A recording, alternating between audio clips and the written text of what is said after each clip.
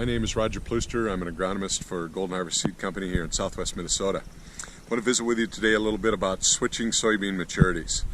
A couple things to think about when we're looking at soybean maturities.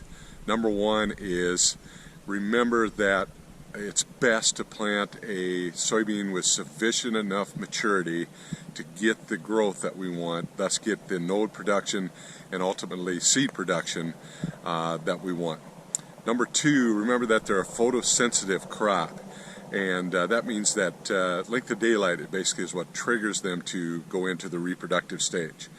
With that in mind, there's two trains of thought. Number one, several growers have successfully planted the same maturity soybean late into the season, in other words, in a replant situation or a late planting situation, all the way to the end of June, planting a full maturity bean, and done that, like I say, very successfully.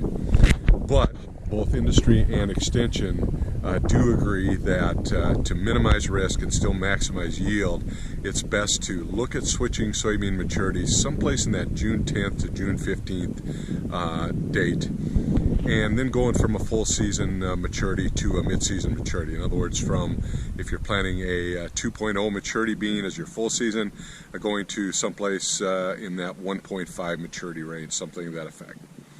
Also, something to keep in mind, if you do decide to plant your full season beans late into the season, remember that for about every week that planting is delayed, actual maturity is only delayed about 2.8 days, right at 3 days. So just because we're a week later on planting date doesn't necessarily mean we're going to be a week later on maturity. So I hope this has been helpful. Thanks for listening and have a safe planting season.